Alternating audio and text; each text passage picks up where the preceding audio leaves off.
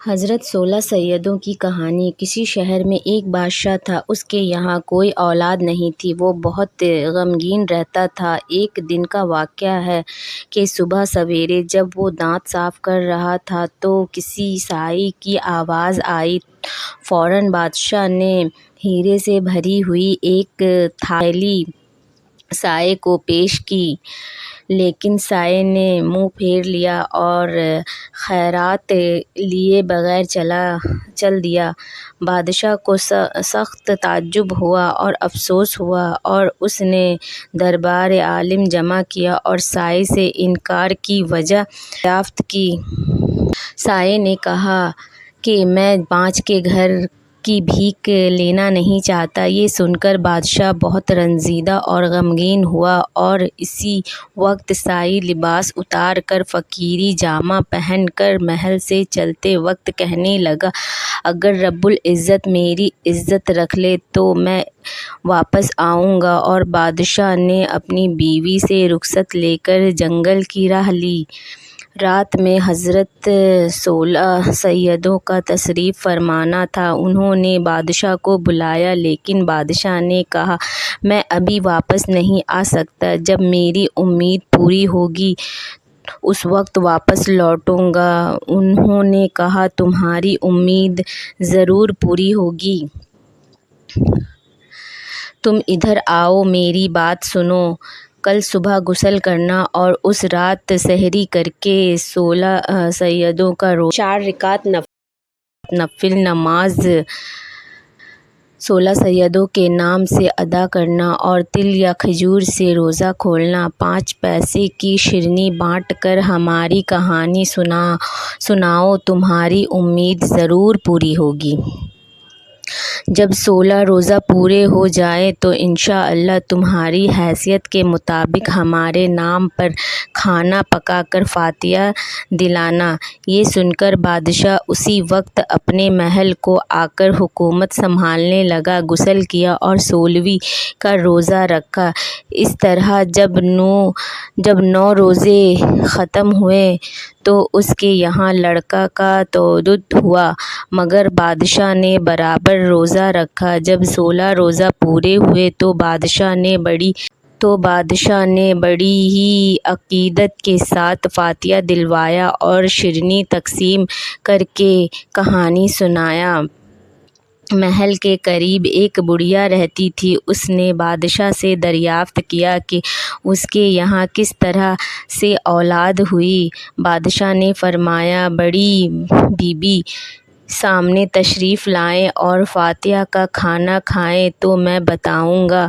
جب بڑھیا سکم سیر ہو کر کھا چکی تو بادشاہ نے 16 سیدوں کے نام سے روزے رکھنے کی برکت کا ماجرا سنایا۔ بڑھیا نے منت مانگی کہ میری غریبی دور ہونے کے لیے روزے رکھوں گی۔ وہ بھی روزے رکھتی رہی۔ 16 روزے جب پورے ہوئے تو اس نے پاؤ شیر کھانا پکایا اور فاتحہ دینے والی تھی کہ اس بڑھیا کے گھر ایک لکڑہارا جو ہر روز آیا کرتا تھا، اس روز بڑھیا کا گھر بند پایا۔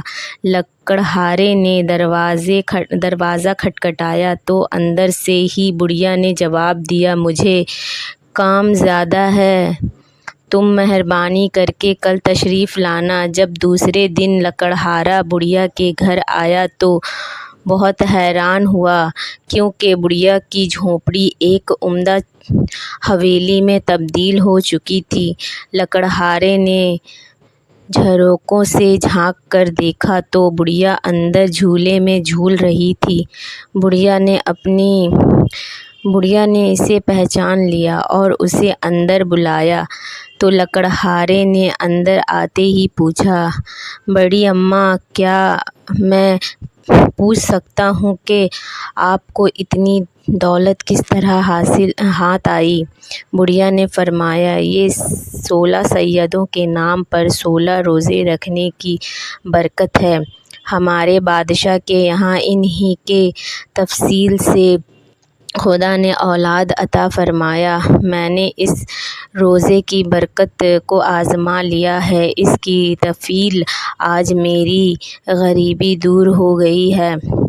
لکڑہارے نے بھی منت مانگ لی اور 16 روزے ختم ہونے بھی نہ پائے تھے کہ وہ بڑی مالدار ہو گیا اور بہت بڑی فاتحہ کیا، لیکن اس روز 5 پیسے کی شیرنی منگا کر 16 سیدوں کی کہانی بولنا بھول گیا۔ اپنی بیوی سے سوتے وقت کہنے لگا، میں کہانی سنا کر شیرنی تقسیم کرنا ہی بھول گیا ہوں۔ اس کی بیوی نے کہا، کوئی پرواہ نہیں، ہم تو 16 سیدوں کے نام کی فاتحہ دے چکے ہیں۔ اور وہ دونوں سو گئے۔ جب صبح لکڑہارا حاجت کے لیے جنگل گیا تو اس کے ہاتھ میں پانی کا لوٹا تھا۔ اس وقت وہاں کے شہزادے کی گم ہو جانے کی خبر ہوئی۔ ایک سپاہی شہزادے کی تلاش میں پھرتا ہوا ادھر آ نکلا تو دیکھا کہ اس لکڑہارے کے ہاتھ میں لوٹا تھا جو شہزادے کے خون سے بھرا ہوا سر بن گیا تھا۔ سپاہی نے دیکھا اور فوراً ہی لکڑہارے کو گرفتار کر لیا اور بادشاہ کے سامنے حاضر کیا۔ بادشاہ نے غصے میں آ کر اس کو قید خانے میں بھجوا دیا۔ قید خانے میں یہ کچھ ہی دن گزرے تھے کہ خواب میں لکڑہارے نے دیکھا 16 سیدوں کہہ رہے ہیں کہ اے غافل، تو نے ہماری کہانی نہیں سنائی اور شیرنی کیوں نہیں تقسیم کی؟ کل 15ویں تاریخ ہے، بھول نہ جانا۔ غسل کر کے 15ویں کا روزہ رکھ کر ہماری کہانی دوسروں کو سنانا۔ شیرنی تقسیم کر کے لکڑہارے نے کہا، شیرنی لانے یا منگوانے کے لیے میرے پاس پیسے نہیں ہیں۔ تو انہوں نے کہا، صبح کو اٹھ کر دیکھ، تیرے بستر پر 5 پیسے ملیں گے۔ دوسرے دن اس نے سپاہیوں سے منت سماجت کر کے غسل کیا، روزہ رکھا، نفل نماز پڑھی، 5 پیسے لیے جیل کی کھڑکی میں سے دیکھ رہا تھا کہ کوئی نظر آئے تو شیرنی منگوائے۔ اتفاق سے ایک مہاجن کا وہاں سے گزر ہوا۔